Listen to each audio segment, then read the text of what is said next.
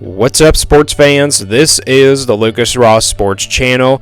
We continue with our 2025 college football schedule preview and very early projected record series.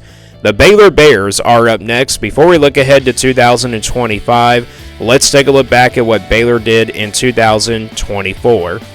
Here are my projections and predictions last year for the Baylor Bears. My projection had them at 5-7, and then my prediction was quite low on this team.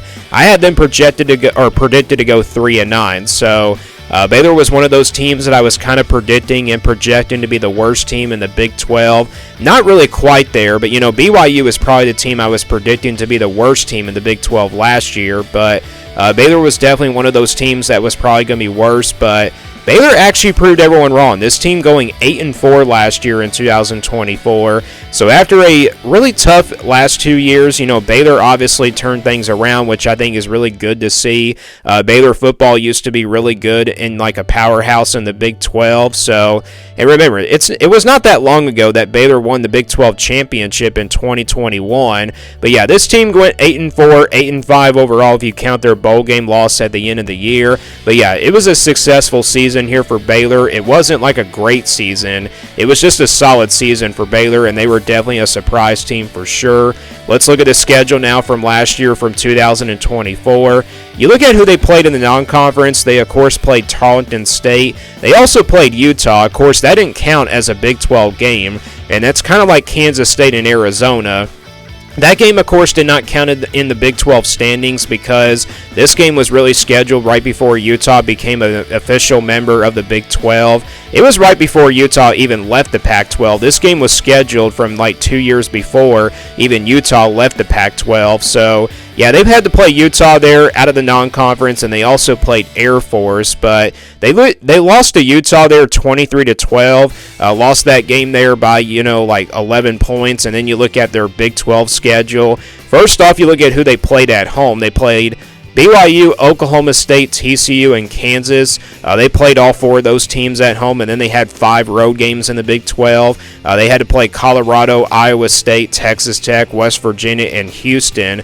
And you look at how Baylor started. This team got off to a 2-4 start at the beginning of the year, and then they won the rest of their 6 games here against Texas Tech, Oklahoma State, TCU, West Virginia, Houston, and Kansas. And some of these teams, of course, in the Big 12 are not really as good as we were kind of expecting them to be. For example, Oklahoma State was not really good at all. You had, of course, Kansas ended up not being good either. So, and Utah was not really good either, even though they lost to the Utes. So, yeah, Baylor's schedule kind of was pretty easy last year, except they had to play Iowa State, which ended up being a pretty good team. And then Colorado obviously was a pretty tough one. They lost that game in overtime. And BYU was a surprise team as well. So that's the schedule from last year. Let's now look ahead to 2025. This is their schedule coming up for the 2025 season. Before we go game by game, let's take a look at who Baylor plays in the non-conference this season. So you look at their non-conference schedule, they will, of course, play Auburn out of the SEC.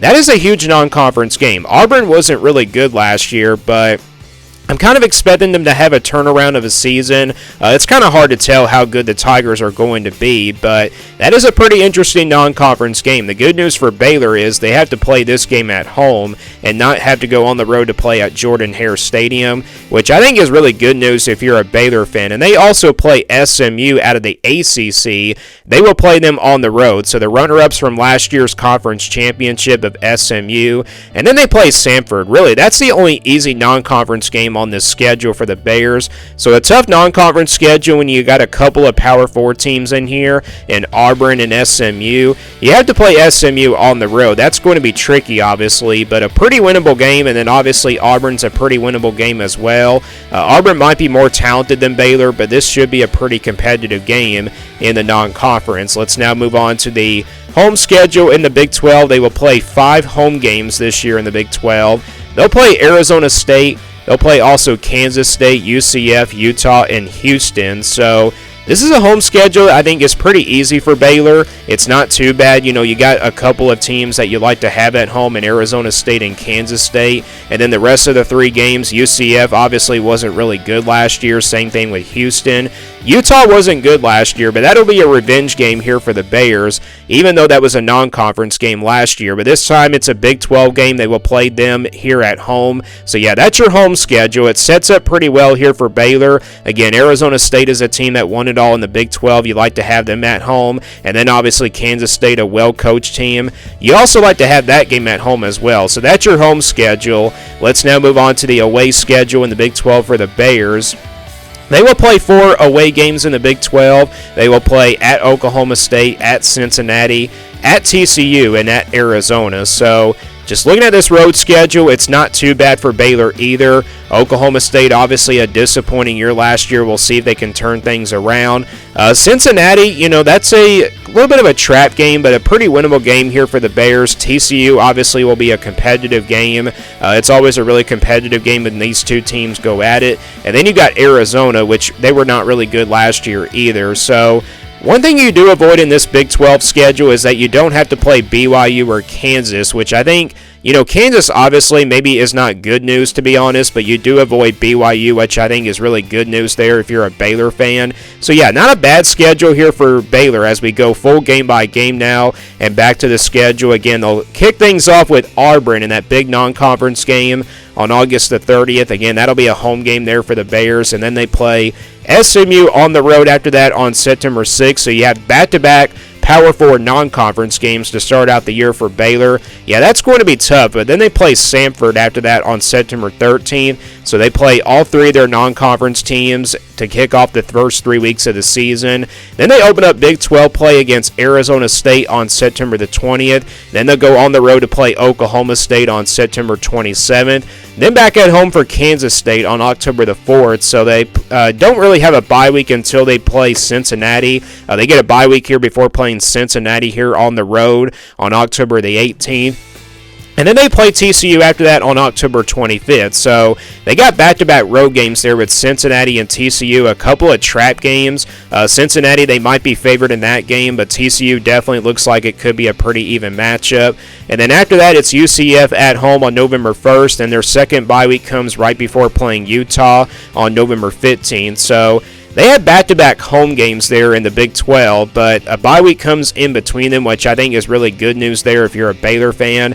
And also, I think the bye week, you like to have it before playing Utah because that'll be a revenge game, and you could see what they did last year wrong in the game against Utah last season. Then it's back on the road at Arizona on November 22nd, and then they close things out with Houston on November 29th. So that's the schedule for Baylor. Again, it's not a really tough schedule, but you got Auburn and SMU both in the non-conference, and then you got the Big 12 schedule, but all games in the Big 12 are pretty winnable for any team here in this conference. So let's now get a projection here for Baylor. This is the scale I'll be using here for their projection.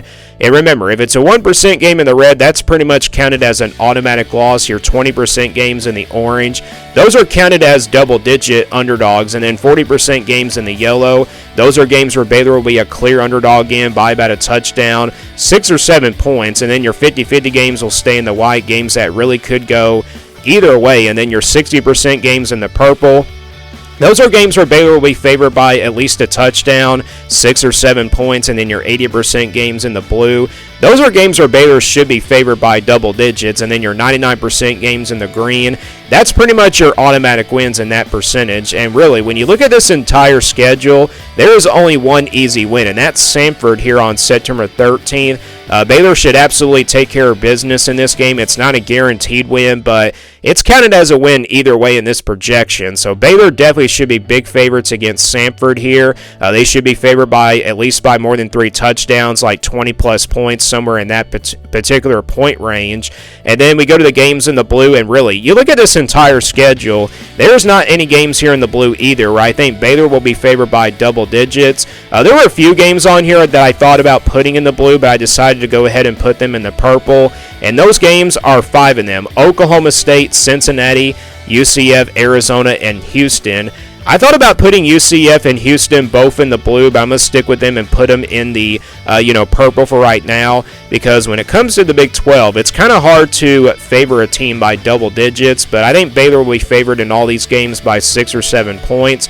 Oklahoma State and Cincinnati, just because they're both on the road, and same thing with Arizona. That's the reason why three of those games on the road ended up being in the purple. And then UCF and Houston, again, two teams that were not really good last year. I thought about putting these games in the purple, in the blue, I should say, but I decided to keep them in the purple for right now just because this is kind of like an early look at these teams. So yeah, these 5 games, I think Baylor will be favored in all 5 of them by 6 or 7 points. And really, that leaves you with 6 50-50 games. Auburn, SMU, Arizona State, Kansas State, TCU, and Utah. You look at Auburn, they were not really good last year, but that is a non-conference game. I'm kind of having a tough time, making an early prediction on this game. The Tigers, will see if they can turn things around after a disappointing 5-7 season. SMU, just because it's on the road, that's the reason why it's a 50-50 game. Arizona State, Kansas State, TCU, and Utah.